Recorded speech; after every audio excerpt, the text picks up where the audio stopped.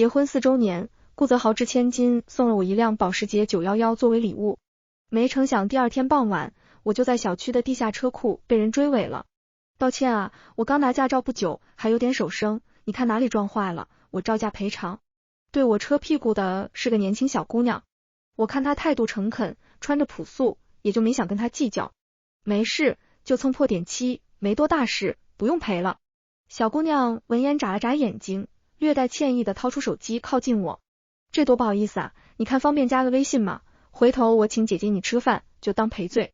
离得近，我在她身上闻到了一股茉莉清香，不知怎的，我总感觉我在哪里也闻过。我反应慢半拍的掏出手机。好。回到家后，我坐在沙发上给顾泽发消息，简单说明了情况，然后问他要保险公司的联系方式。顾泽过了很久都没回复，倒是刚加的小姑娘先给我发了消息。姐姐，原来你也是毕大的呀，好巧呀，你和你老公居然是校服到婚纱，好浪漫啊。不过我有点好奇，你们在一起这么久，不会腻吗？我的朋友圈全部对外开放，我不在乎他窥视我生活，但作为陌生人，他最后一句话有点越界了。我没直接回复他，而是点开了他的朋友圈也看了看。映入眼帘第一条动态是他发的精修自拍照，配文不过10分钟前发布的。不知怎的，我总觉得意有所指。我随意的往下又翻了几条他的动态，发现他并没有我认为的那样拮据。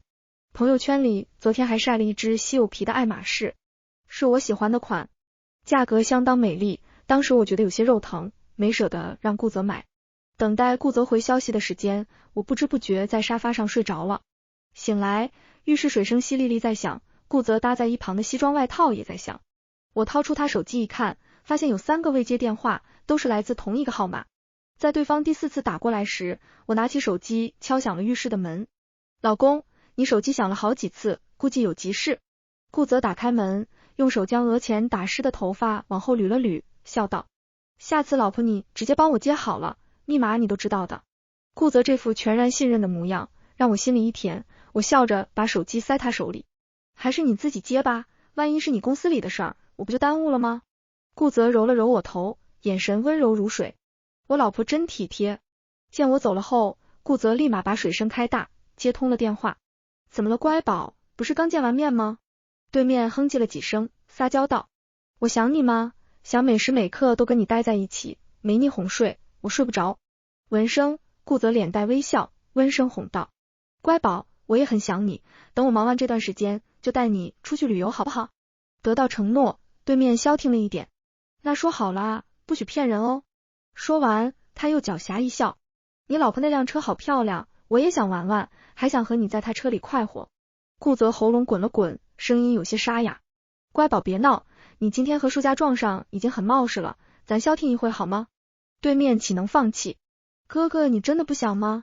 晚上睡觉时，顾泽和我说，我的那辆车漆是进口漆，4S 店那边需要调货，得2-3天才能补好。我不疑有他，加上工作忙，就把这事全交给他。车修好回来后，我敏锐地发现车里多了一点不属于我的味道。不仅如此，我坐上去后，发现车内后视镜角度不对，驾驶座椅高度也被人调整过。最重要的是，我在座椅夹缝里还找到了一只耳环。耳环夸张的造型，多巴胺的配色，让我的脑海里一下子就浮现出一个人的脸。我深吸了一口气，打开手机，翻出那女孩的朋友圈。女孩置顶的自拍照里戴的就是这副耳环。我心口一滞，抖着手继续往下翻。待我仔细盘查过后，我惊觉地发现，在她那些模棱两可秀恩爱的照片里，出现了一些我忽略的东西。我送给顾泽的领带、胸针、腕表，看似不经意间拍到，实则都在暗戳戳的炫耀。那天熟悉的香水味和意有所指的朋友圈，在这一刻都有了答案。我失魂落魄地上了楼，家里一片漆黑。我给顾泽打电话，意料之中没打通。我抿了抿嘴，进了顾泽的书房。电脑解锁了3遍没成功，我刚克制好的情绪险些再次崩溃。顾泽从前所有的密码都是我生日加名字首字母缩写，如今这密码和他的心一样，不知道在什么时候悄然的变了。我呆坐在沙发上，脑袋乱成一锅浆糊。顾泽回来的时候已经是深夜，身上带了浓重的酒气，一看就没少喝。我看到他在门口踉跄了几回，忍了又忍，最后心软将扶他到沙发上坐下。顾泽顺势搂住了我，乖宝，等我做完这个项目，我们就去冰岛看极光好吗？我推了推他，没推动，颤着声问，顾泽，你知道我是谁吗？顾泽将我搂得更紧，毛茸茸的脑袋蹭了蹭我，撒娇道，你是我的老婆啊，是我好不容易才娶到手的老婆。闻言，我泪如雨下。是啊，我是顾泽千辛万苦才追到手的书家，他怎么能如此对我？顾泽醉得一塌糊涂，很快倒头歪睡在一旁。我从他口袋掏出了他的手机，输入了密码，毫不意外，密码解锁失败。于是我捏住他的手指，挨个试了指纹，试到第3个，终于解锁成功。我以为我已经做好心理准备，可当我看到顾泽给那个叫苏青的女孩也备注乖宝时，我的胃突然开始痉挛。我强忍着恶心，一点点去翻那些记录。最新的那条，苏青给顾泽发了一张清凉照，哥哥，我好不好看？顾泽回复，在撩拨，等我上楼，你可别求饶。那你说，我和你老婆比，哪个更好？顾泽，那还用说，肯定是乖宝你啦，他在床上就跟个木头似的，无趣的很。看到这句话时，顾泽在我心中的形象轰然倒塌，心口像是破了一个大洞，凛冽的风穿膛而过，我疼到麻木。我自虐般的继续去看他们的聊天内容，发现原来早在去年3月，顾泽就和他搅和在一起。在我5月份过生日之前，顾泽就已经恬不知耻的帮他在我们家楼上租了一套房，方便他们暗通款曲。结婚4周年，顾泽送了我保时捷，他收到了爱马仕，可他依旧不满，所以故意追尾，跑我跟前挑衅。帮我下楼买瓶醋的时间，他们都还要争分夺秒的在昏暗的楼道里热吻。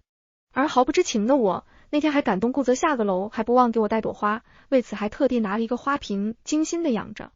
如今才得知，那是顾泽在拿来哄苏青的99朵玫瑰里顺便抽出来的一朵。在我以为顾泽出差办公的每一次，他都如影随形。顾泽带他住最贵的酒店，出入各大高档餐厅。白天顾泽出去工作，晚上回来跟他翻云覆雨。工作结束后，顾泽还会特地多留几天，就为了陪他去打卡旅游景点、网红餐厅。去年年底，他突然一时兴起，想去看长白山的雪，顾泽就抛下生病的我，连夜买了机票陪他飞去了吉林。最让我恶心的是，顾泽竟然还带着他，还去了姻缘最灵的寺庙里求签许愿。红签上，顾泽潇洒利落的写着，顾泽永远爱苏青。我死死盯着这张照片，那我算什么？我的11年青春算什么？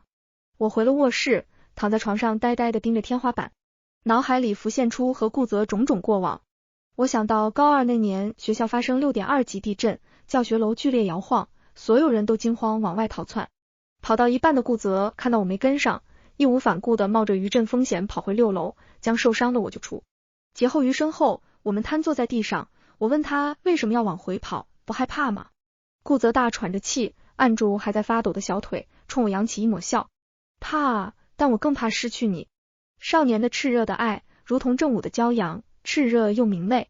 我偏开他的目光道，顾泽，我们现在最重要的是学习。自那以后，顾泽收起心爱的篮球，开始拿起试卷抓耳挠腮跟我请教问题。短短1年，顾泽从吊车尾考到了年级前200。最后我如愿去了 B 大，顾泽也考上了和我同一个城市的 A 大。新生晚会那天，他溜到我学校的操场，捧着吉他给我唱了一首告白的歌，我们顺理成章在一起了。之后的4年是我们最甜蜜快乐的时光，顾泽给足了我爱与包容，惯得我有些恃宠生骄。有一次和顾泽闹了个误会，我直接生气撂了电话，结果晚上就看到本该在外地的顾泽出现在我的宿舍楼下。他温柔的将我搂住，耐心的和我解释，怎么能让我们乖宝带着情绪过夜。毕业后我就嫁给了顾泽，当时他正处于事业低谷期，口袋比脸干净。我们的婚礼很简单，一对素圈戒指和几桌亲友，婚纱都是租最便宜的。顾泽往我手上套戒指的时候，眼里盛满了愧疚和心疼。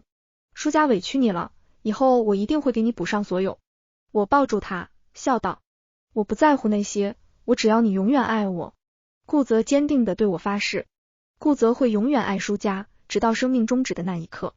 当时信誓犹在耳边，而枕边人却早就变了心。翌日，顾泽起了个大早，给我做了一顿丰盛的早餐。见我脸色不佳，站在客厅中央，顾泽赶忙上前拥着我往桌边坐，面带歉意道：乖宝别生气了，我下次一定不会再喝那么多酒了。我并未动筷，沉默许久后，我将目光落在他的 T 恤上，问道：你什么时候开始喜欢这种类型的衣服了？顾泽顺着我的目光，低头看了一眼自己色彩大胆、图案夸张的 T 恤，轻笑道：上次偶然看到小赵穿这一身很有朝气，我就让他也给我买了一件，偶尔换换口味嘛。骗人！小赵是他助理，平时除了正装就是格子衫，这压根就不是他的风格。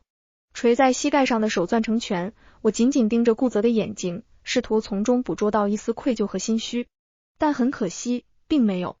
顾泽坦荡的让我有一瞬间怀疑昨天看到的一切只是一个噩梦，可掌心传来的刺痛让我明白一切都是真的。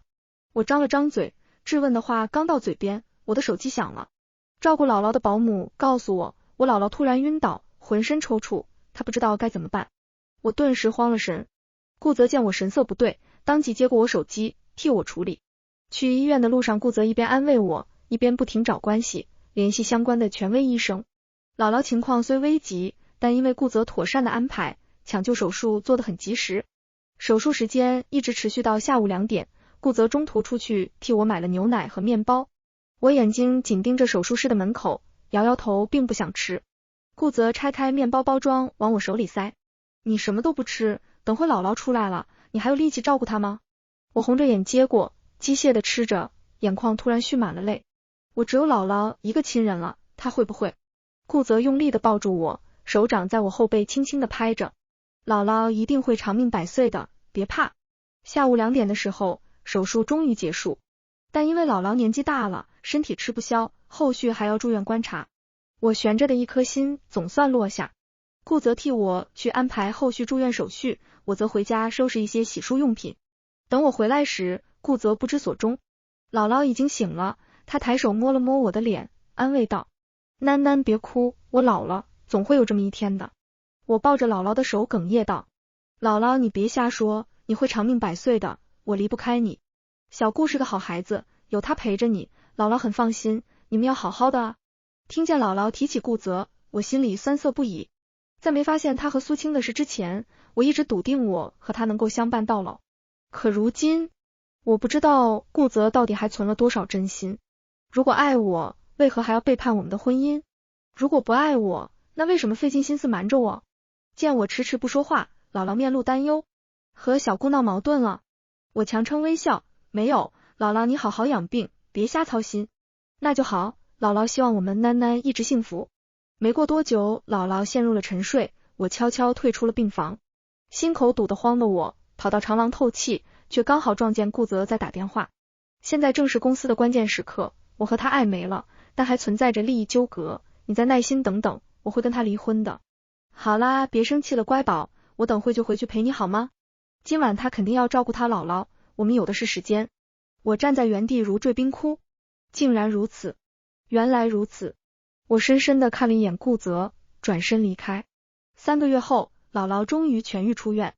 我刚安顿好人，回家在车库里就被苏青堵上了。她自顾自地拉开我车门，一脸无辜看向我问道：姐姐，我掉了只耳环，你有看到吗？车内空间狭小，她身上的香水味让我有些作呕，我冷声道：麻烦你下去。那只耳环是我男朋友送我的，我很喜欢，弄丢了，我来找找怎么了吗？说完，苏青就在我车里胡乱翻找，把我的东西弄得乱七八糟，嘴里还嘟嘟囔囔道：奇怪了，那天就躺在这啊，怎么会不见呢？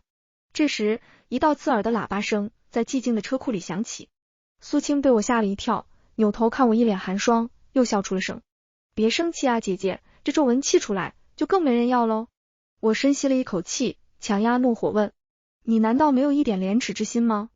苏青收起笑容，嗤笑道：人生苦短，我为什么要给自己定那么多条条框框？我自己开心就好了。再说了，我和顾泽情投意合，怎么就不能在一起？你只是比我更早认识顾泽而已，有什么好得意的？爱情里不分对错，不被爱的才应该被踢出局。指甲掐进肉里，我丝毫不觉得疼。我盯着眼前，气焰嚣张的咬牙道：你说的再冠冕堂皇，你也还是小三，不被法律保护，不配在我面前叫嚣。我和顾泽的婚姻更轮不到你在这指手画脚。苏青轻蔑地瞥了我一眼，不屑道：你以为顾泽舍不得跟你离婚吗？他早就不爱你了，你死死的抓住他又有何意义？他的心早就不在你这了，姐姐，你还不如早点离开，还能保留一点体面。苏青这番挑衅算是帮我捅破了和顾泽最后一层窗户纸。我利索的将行车记录仪的记录打包给了顾泽，然后扔下离婚2字。不到20分钟，顾泽就赶回了家。见我在收拾行李，他一把摁住了我的行李箱。你这是在干什么？我没抬眼，自顾自的叠着衣服。离婚，搬家。我不同意。顾泽不带一丝犹豫的拒绝了这个要求。我面无表情的看向他道，我是在通知你，不是在征求你的意见。顾泽见我态度坚决，语气又软了下来。苏青的事是我不对，你原谅我好不好？我答应你一定会处理好这件事，你再相信我一次好吗？我仍不为所动，提起箱子往外走。顾泽一个箭步拦在门口，拽住我的行李箱，脸色沉沉。舒家，你想好了，你今天要是出了这个门，我后脚就把苏青接进来，你到时候求着我也没用。我用力拽了拽我行李箱，发现纹丝不动，积压了许久的火气在这一刻爆发出来。顾泽，你听好了，行李箱我不要了，我也不要了。自那天不欢而散后，顾泽虽没再找我，但他身边的人倒是跟我喋喋不休。他的朋友发消息劝告我，顾泽身处名利场，总会面临很多诱惑，哪怕没有苏青，也会有王青、李青。他只是玩玩，咦，心底最在乎的还是你。相伴多年，何苦要闹到离婚？他的妈妈讥讽我，你和我儿子结婚4年，连个蛋也没生出来，你还好意思闹？男人在外边偷腥还不是因为你，自己笼络不住老公的心，怪得了谁？可他不知道，我和顾泽结婚的第1年就怀了孩子。当时我还没来得及去医院检查，我和顾泽就在山里出了车祸。因为连日暴雨，山里没有信号。我见顾泽伤势严重，昏迷不醒，心里又急又怕，只能强撑腿伤走了1公里路才找到救援。最后顾泽得到了及时的救援，脱离生命危险。我肚子里的孩子迷迷糊糊的来，又悄无声息的走了。当时顾泽的母亲刚做了心脏搭桥，我和顾泽就把这事瞒了下来。那时候瞒着，此时我更不会与他争辩。我甚至开始庆幸我没有孩子牵绊。苏青这段时间也没闲着，没少在我面前刷存在感，不是给我炫耀顾泽给他买的项链，就是给我看顾泽给他买的钻戒，每天几乎不厌其烦的炫耀他和顾泽的甜蜜日常。我内心毫无波澜，甚至有时候还好心的告诉他哪里劈歪了，让他再细心点。苏青气得半死，又开始对我的年龄样貌进行攻击。我淡定回道，你确实年轻，但你又不会一直年轻，天天这么大动肝火，小心长皱纹。而顾泽这边一直不出面，明显是想耗着我冷处理，我也没跟他闹。我花了不少心思将他名下财产底细摸清后，就找了律师拟财产分割合同。一切准备就绪后，我直奔顾泽办公室堵人。婚我是铁定要离的，你要是不同意，我只能用些非常规手段了。顾泽显然没有把我的话放心上。舒家，你别瞎折腾了，只要我不配合，我们这个婚离不了。我知道你公司最近处于融资阶段，如果我不小心在这时候向你对家爆出一些行业黑料，以及你和苏青的艳事。闻言，顾泽的脸色瞬间变得有些难看。舒家，我们好歹夫妻一场，你非得把我逼到这个绝境上吗？那也是你的心血。我面无表情的瞥了他一眼道，既然你没忘记我的付出，那就赶紧和我签字离婚，把属于我们的夫妻财产分割清楚，好聚好散。顾泽的公司能走到今天，有我一半的功劳。当初我看顾泽处境艰难，毅然放弃了大厂 offer， 陪着他白手起家。顾泽专攻技术，潜心研发，我就替他跑业务，拉客户，找供应商。那时候我的包里常备解酒药和酸奶，在酒局文化上替顾泽喝了一杯又一杯。为了帮顾泽省成本，跑了一家又一家原料厂，货比3家，最后用3寸不烂之舌替他拿下合作。后来顾泽公司越做越大，我急流勇退，在他功成名就之时，甘愿回归家庭。谁成想最后就落了这么个下场。我不想再跟他废话，直接将之前让律师拟定好的离婚协议推到他跟前。是要夫妻财产对半分，还是公司折损千万融资延迟上市，你选吧。顾泽额头青筋鼓起，咬牙道，你闹了这么多天还不够吗？非得走到这一步？我面无表情的将笔塞他手里，签还是不签？顾泽黑着脸拿过笔，没有马上签字，而是仔细的开始翻看协议内容。半晌后，顾泽最后落了笔，把协议递给我前，顾泽盯了我半晌，最后讥讽道：其实我早就想跟你离婚了，苏青比你年轻漂亮，有趣，和她在一起我才像活了过来。和她相比，你就像一杯白开水，寡淡无味，早就让我没了兴致。离了也好，省得我还要花心思演戏，累得慌。我接过协议塞进包里，然后拿起桌上的水，不带一丝油将水泼到顾泽脸上。顾泽，你就是个烂人。1个月冷静期转瞬即逝，很快来临。我和顾泽到民政局办理离婚手续的这天，苏青也跟着来了。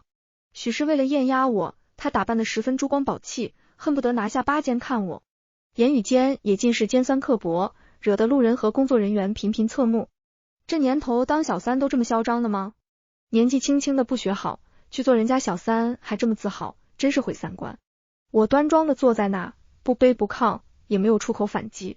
苏青到底年轻，有些沉不住，当即想跟路人争论他真爱无罪论，最后还是顾泽不想引人注目，于是出声制止。苏青，你安静些。当看到工作人员敲下钢印，将离婚证递到我手里后，我才算彻底放下心来。我眉飞色舞的模样落在顾泽眼底，显然让他有些不爽。舒家，如今你后悔也没用了。我挑了挑眉，笑道：我只后悔没早点离婚。离去时，我将苏青从头打量了一番，皱着眉头摇头道：你最大的资本是年轻，要是当初勾搭顾泽时，你是这一身俗气打扮，他肯定看不上你。我的这番话让苏青气得当场跳脚，他大声道：那又怎么样？舒家你还不是输了，等我和哥哥结婚，一定会给你请帖。说完他仍不解气，得意的摸了摸自己还平坦的小腹，炫耀道：对了，孩子的满月酒我也会叫你的。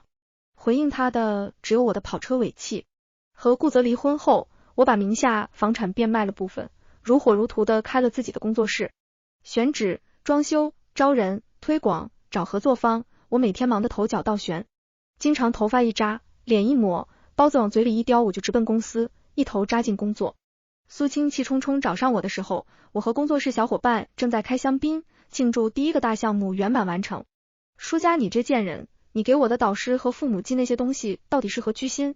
我掏了掏耳朵，温声道：这么大声干嘛？难道光彩吗？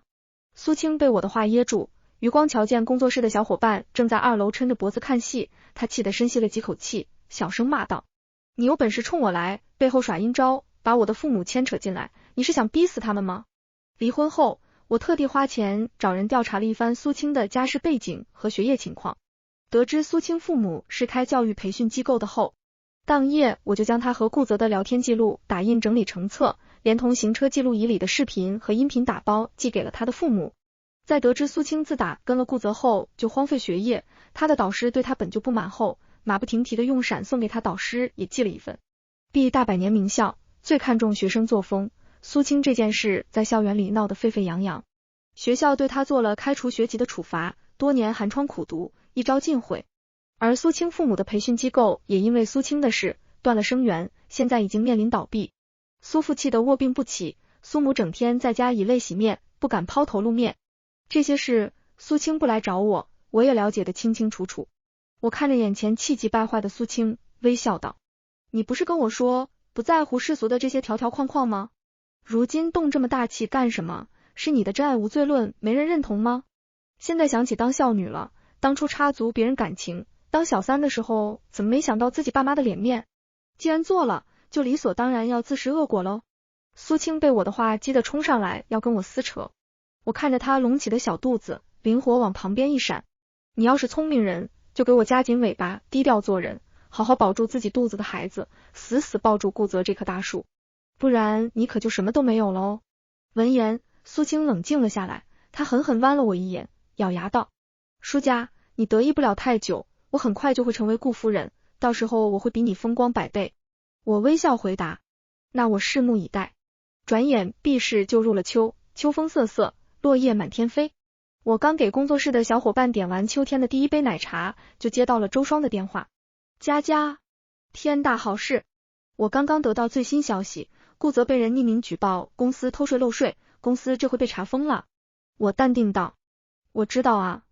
啊，我干的。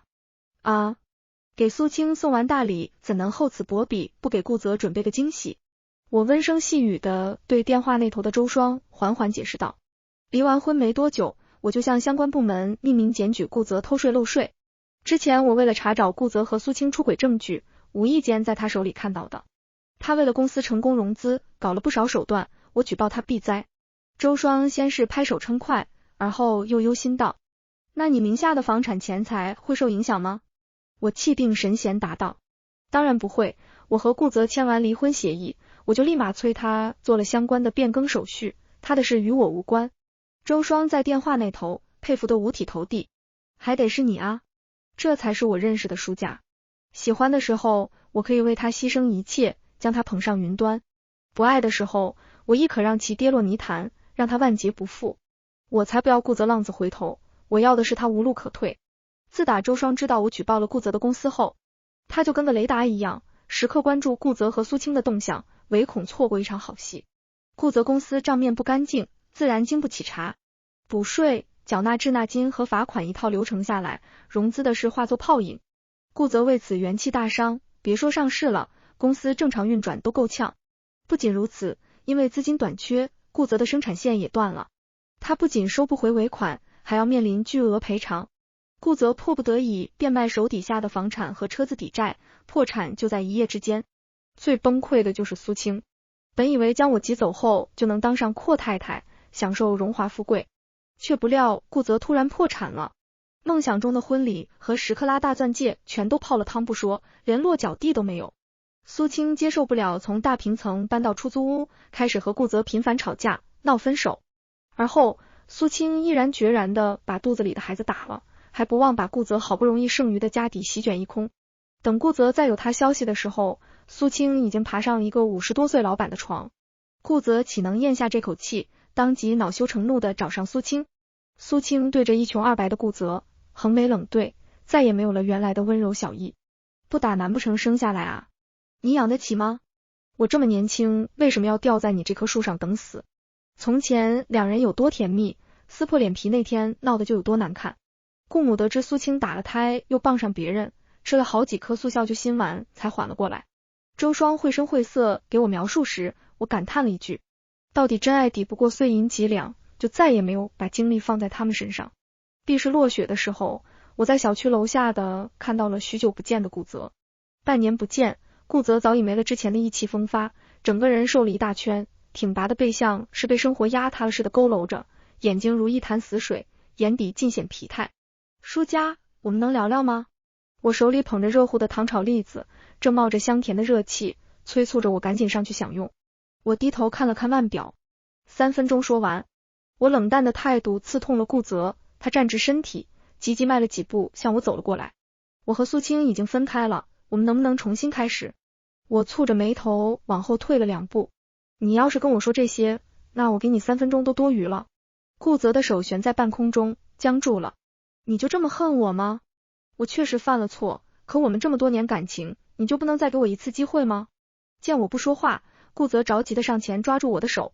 离婚那天我说的都是气话，我其实一直都爱着你。我错了，我真的错了，我们重新开始好不好？我嫌弃的将顾泽的手甩开，语气冰冷。够了顾泽，你别再惺惺作态了。变心了就是变心了，任何理由都是借口。你带给我的伤害，不是你轻飘飘一句你错了就可以翻篇的。你哪来的脸跟我要求再给你一次机会？顾泽被我对得哑口无言。舒家，我的耐心耗尽，以后请不要再打扰我的生活。很显然，顾泽并不没有将我的话听进去。第二天早上，我在楼下又看到了顾泽，他跟没事人一样，将还冒着热气的早餐袋塞我手里。从前你最爱吃他们家的灌汤包，我就跑去买了，你快趁热吃吧。我瞥了一眼包装，当即就认出是城北那家包子铺。我当着他的面扔进了垃圾桶，神色淡淡道：我喜欢吃的一直是他们家的小笼包，只是刚毕业那会穷，只买得起一份，所以迁就你的口味。顾泽抿了抿嘴，整个人尴尬又局促。抱歉，我现在重新去给你买。不必了，你做这些没意义。然而顾泽依旧不死心。中午临近下班的时候，外边开始下起暴雨，顾泽风尘仆仆的跑来公司给我送伞。我盯着淋得一身狼狈的顾泽，蹙了蹙眉。我有车，走地下车库，风雨都落不到我身上，我并不需要你的伞。接连被我下面子的顾泽消沉了几天。得知我感冒，顾泽又拿着药和自己煲的汤敲响了我的家门。看到是男人开的门后，顾泽脸色瞬间大变，开口时语气充满浓浓的不满和敌意。你是谁？为什么在舒家家里？我听到动静从卧室走出来，看见顾泽和陆然撞上，我先是一愣，而后冷淡问道：你来干嘛？顾泽的手死死扣在门框上，眼睛死死地盯着我，颤声问道：舒家，他是谁？想起顾泽近日的痴缠，到嘴边那句他是我的合作伙伴，化作了模棱两可的话。他都登堂入室了，你觉得他还能是谁？说完，我故意揽住了陆然的胳膊，冲顾泽灿烂一笑。我总不能在你这摔倒一次就封心所爱，孤寡一辈子吧。你之前说的话也不完全有错，人心花样，确实新体验。顾泽失魂落魄的走了。门关上后，我赶忙松开陆然的胳膊。抱歉啊，我实在不想顾泽再纠缠我，所以一时情急之下拿你当挡箭牌，希望你别见怪。陆然温柔一笑，没关系。那日过后，顾泽就彻底消失在我的视野里。再次知道他的消息，已经是1年后，在 B 大的校友群里。群里消息滚动很快，我翻了好一会儿，才勉强拼出完整的经过。原来前不久，顾泽不请自来，去了在苏青的婚礼现场，还将苏青的 B 超单当新婚贺礼送给了接盘侠新郎，把苏青好不容易筹谋来的婚事彻底搅黄。苏青眼瞅着自己到手的幸福再次灰飞烟灭，发了疯似的拿刀捅了顾泽好几刀。顾泽身受重伤，被送到医院抢救了1天1夜才捡回一条性命。苏青的父母急得一夜白了头，跪在顾泽床前求他高抬贵手。而顾泽醒来开口第一句话就是苏青必须坐牢，没有任何商量的余地。苏青最后因为故意伤人被刑拘，等待他的是漫长而痛苦的牢狱生活。群里有好事者还艾特了我，问我对这件事的看法。我得知这些消息并没有发表任何意见，只是平静地将手机放到一边，抬头望了望天。今晚的星星似乎格外的亮，想必明天一定是个大晴天。这个故事到这里就结束了，感谢您的收看。如果您喜欢这个视频，就给我点赞订阅一下吧。星星祝您吉祥如意，万事顺心。